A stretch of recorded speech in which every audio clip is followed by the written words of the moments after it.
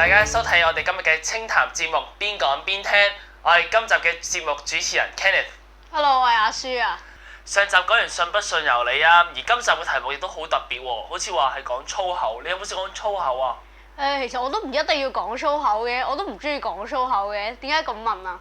正正因為今集咧嘅討論主題就係講粗口，其實粗口亦都係有啲人作為佢哋表達意見嘅方式啦，但我始終都唔明點解佢哋要咁樣講咯。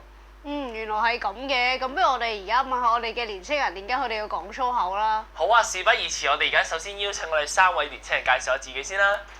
Hello，我係阿朗啊，讀緊書，係啊。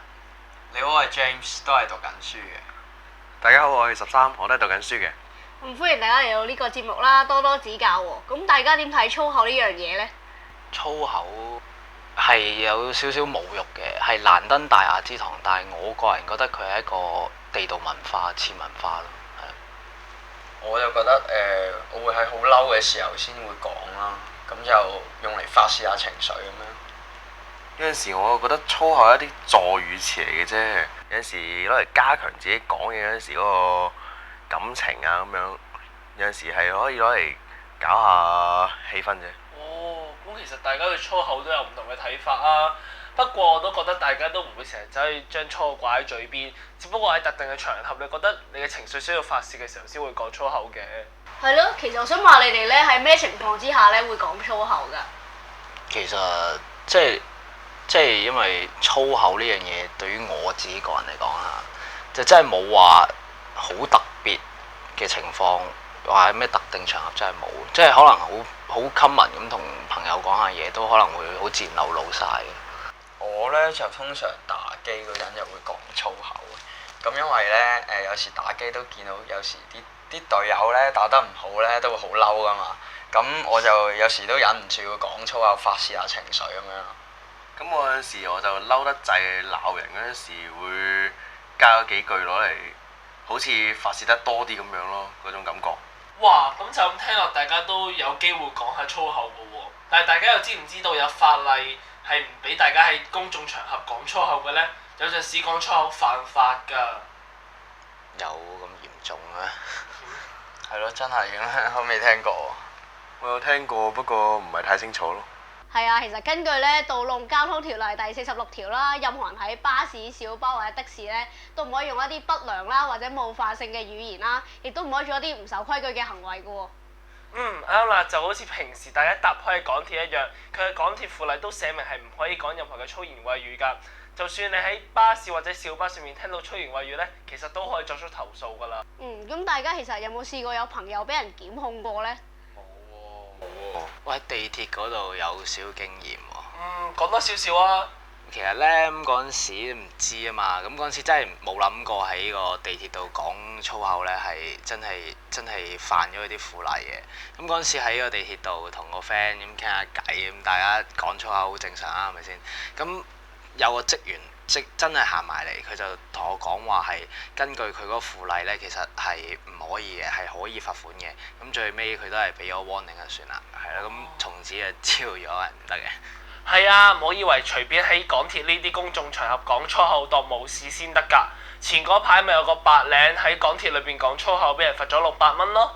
其實喺港鐵附例裏邊講粗口嘅最高罰款係5000蚊㗎，所以真係唔好當冇事先得㗎。係咯，如果因為一時講粗口而破財，咁就唔好啦，留翻啲錢嚟買嘢咪仲好。係咯，我都唔明點解仲有人中意用粗口作為佢哋嘅溝通模式。唔通因為呢個社會對粗口嘅接受程度大咗，定係大眾咧都對粗口呢個模式咧已經習慣咗？我又真係唔係好清楚啦，不如交俾我哋嘉賓講下。其實你話即係個社會點解會開始接受到有粗口？我覺得其實最主要係因為佢已經係滲透咗落成個嘅流行文化度，電影亦都開始係話有啲。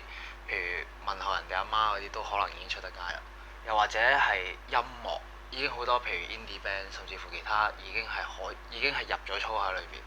咁我覺得其實因為有啲媒體咧都好會用粗口做一啲諧音啦，依家例如一啲雜誌啊咁樣樣。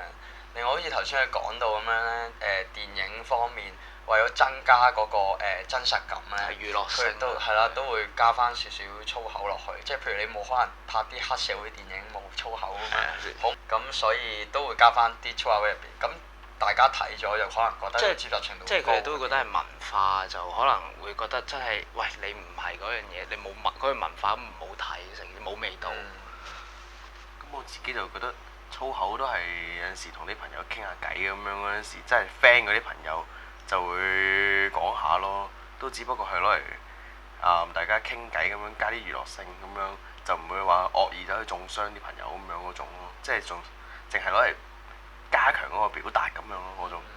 聽大家咁講咧，大家都覺得粗口係一種表達嘅工具啦，但係唔係人人咧都接受到用粗口嚟溝通噶喎。嗱，我就覺得大家無論對粗口抱有咩態度都好啦，粗口始終係一樣比較粗俗嘅語言。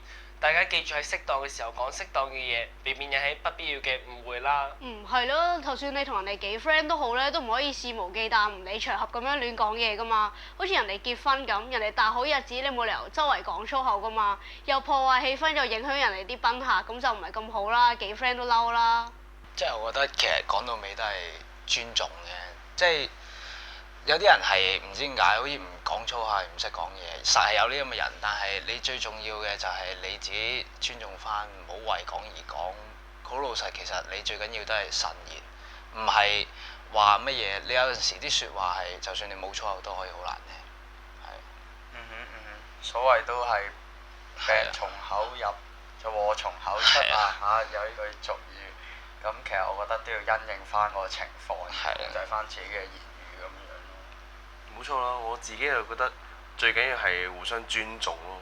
係啊，唔好以為而家陣社會觀念開放咗就冇咗條底線先得㗎，互相尊重先可以避免一啲不必要嘅誤會啊嘛。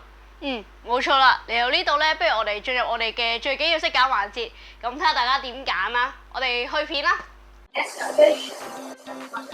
sorry，撞到人啊！如果路上突然有人用粗口鬧你，你應該點做 ？A. 用粗口鬧返佢。B.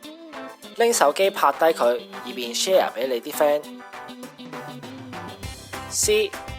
用適合嘅語言同佢講道理。D. 離開現場。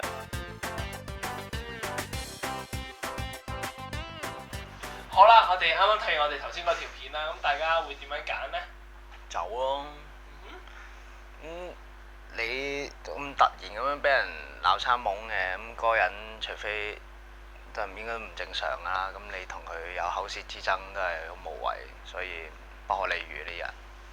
我都係揀離開現場啦，咁因為都可以避免咗個衝突，因為如果發生衝突都冇乜意思。咁我就會揀 C 同佢講下道理嘅，咁我希望佢會明白翻當時佢嗰種鬧我嗰陣時，我嗰種感受咯。明白。不過我哋而家睇下正確答案先啦。A. 用粗口鬧返佢。係錯嘅，因為根據香港鐵路附例，喺公眾地方講粗口最多會被罰款5000大元㗎，咁真係勞民傷財啦。B. 拎手機拍低佢，拍片並唔係一個有效去阻止對方嘅做法，仲有機會激嬲對方添，令佢情緒失控，做出更激動嘅行為。C. 同佢講道理。C. 並唔係最好嘅做法，因為你未必說服到對方，繼續同佢糾纏，只會令情況更加混亂。但如果你覺得佢會聽，可以嘗試表達你嘅感受俾佢知㗎。D. 離開現場。D 係最好嘅做法，因為佢不停咁用粗口鬧你，如果根本控制唔到自己，你講佢都唔聽啦。你無謂同佢糾纏落去，抽身離開呢個混亂嘅場景係最可以保障自己嘅。咁我哋今集咧都對粗口咧做咗好多討論啦，咁希望大家咧都可以喺呢方面咧有多啲思考喎。咁啊提翻大家啦，千祈唔好人講你又講啦，因為咧得罪咗人你都唔知啊。另外咧喺公共場合咧講粗口亦都有機會觸犯法例噶喎。係啦，總之溝通互相尊重係最重要㗎啦。今集時間又到啦，下一集我哋將會講關於青少年犯罪嘅問題，大家記住留意收睇啦，拜拜。